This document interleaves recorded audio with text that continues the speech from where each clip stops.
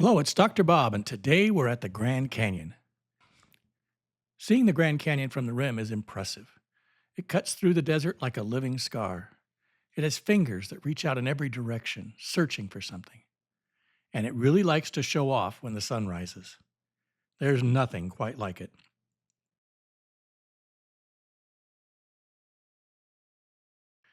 It's truly unique in the world and brings visitors from far and wide.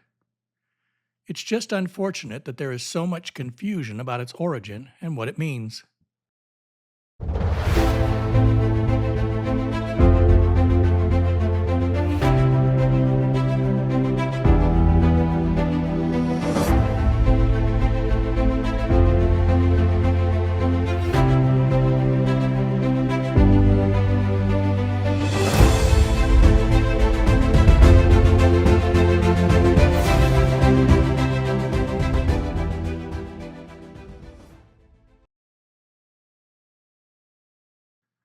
This wasn't our first trip to the Grand Canyon, but it was our first fully immersive experience.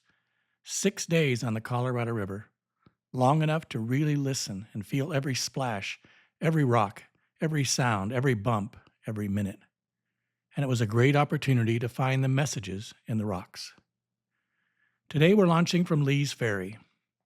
Genesis 7 tells us the fountains of the great deep broke up and the windows of heaven were opened. The waters rose and covered the earth. Then, in God's mercy, the waters receded. The evidence all around us testifies that this was a global, catastrophic flood, and the Grand Canyon itself is one of its clearest witnesses. So let's push off, keep our eyes open, and let the rocks teach us. When we began at Lee's Ferry, the river seemed so well behaved. At the bottom of the canyon runs the Colorado River. This river gets a bum rap. It's often blamed for carving all 277 miles of canyon. That's not really the case, and just about everyone knows it. The Colorado River drains an area of about 250,000 square miles, and in places, the canyon is as much as 18 miles wide. John Wesley Powell made his first trip through here in 1869. At that time, the world had been going through a little identity crisis. Rather than seeing ourselves as children of a loving God, created in His image, people got full of themselves and thought everything could be explained by human reason and man-made science. Satan was happy to cooperate.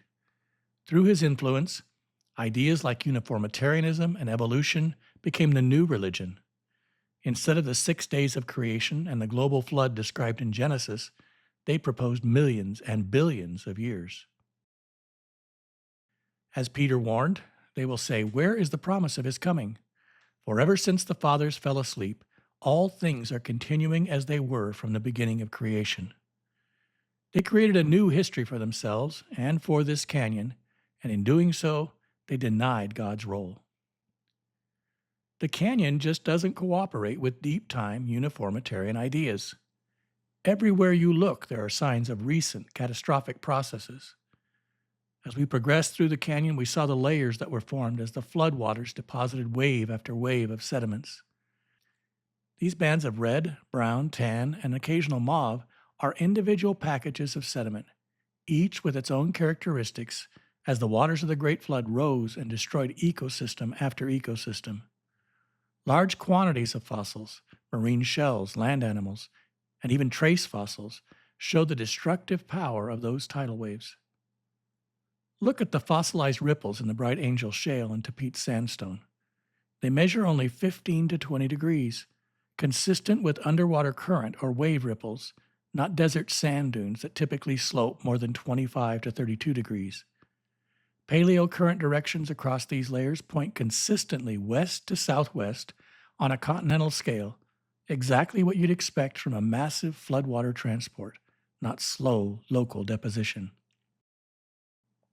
And the animal tracks, thousands of footprints preserved in remarkable detail, many moving in the same direction as if the creatures were fleeing.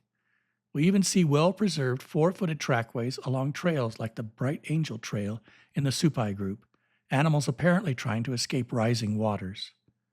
Footprints in mud don't last long unless they're buried quickly by new sediment. These were captured by rapid pulses of flood deposition. In the Tapete Sandstone, we also find abundant invertebrate trace fossils, trilobite tracks, burrows, and escape structures. We have examples of some of these in the Flood Museum Fossil Evidence exhibit.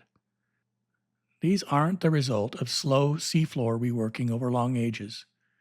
Many beds show little bioturbation, sharp contacts, and scour and fill channels indicating high energy rapid burial during the early flood surges.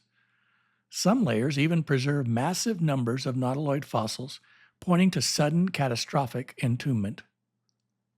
As we descended through the 5,000 feet of flood deposits during our 6 days on the river, we went back in time through the layers.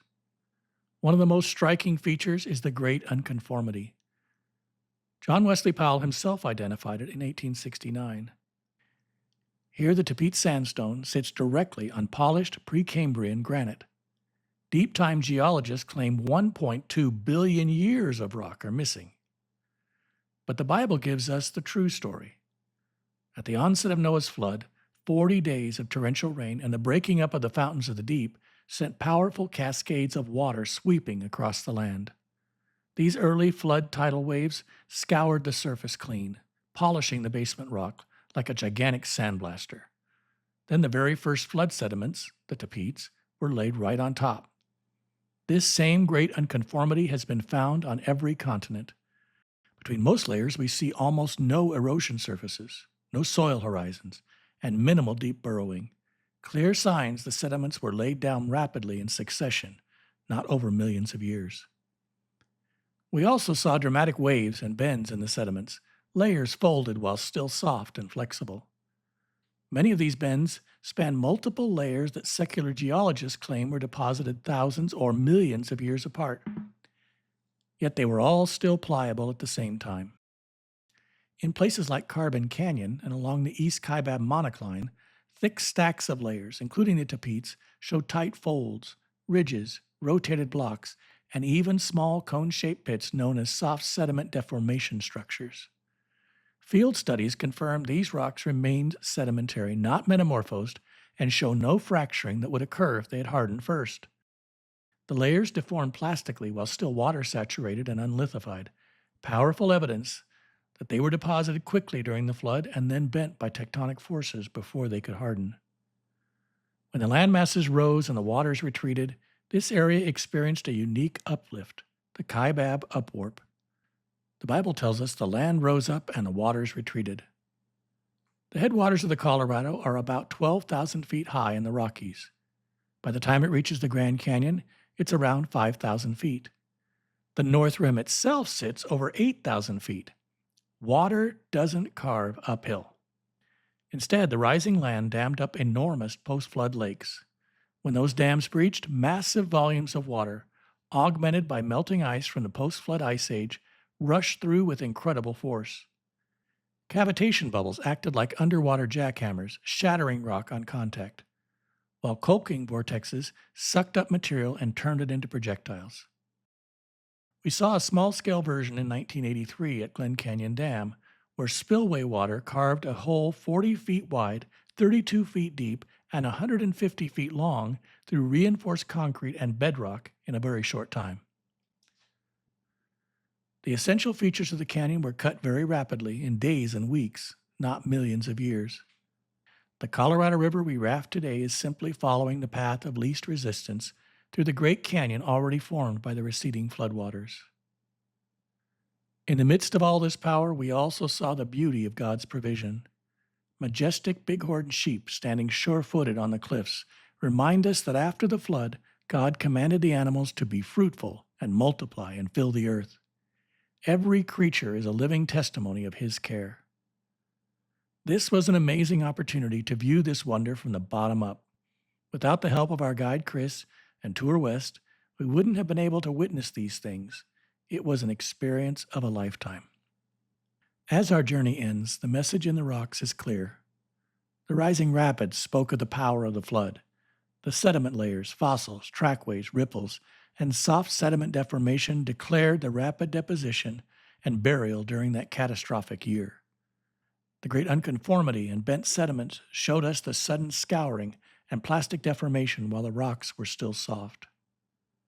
The rapid carving of the canyon itself testifies that the receding floodwaters did their work quickly. Every splash, every rock, every layer points back to the truth of God's Word. The Grand Canyon is not a monument to millions of years of slow change. It is a testament to the global flood of Noah's day and to the hope we have in our faithful Creator and in the greater ark, Jesus Christ. Thanks for joining us. This is Dr. Bob. Keep studying the evidence. It all testifies of God.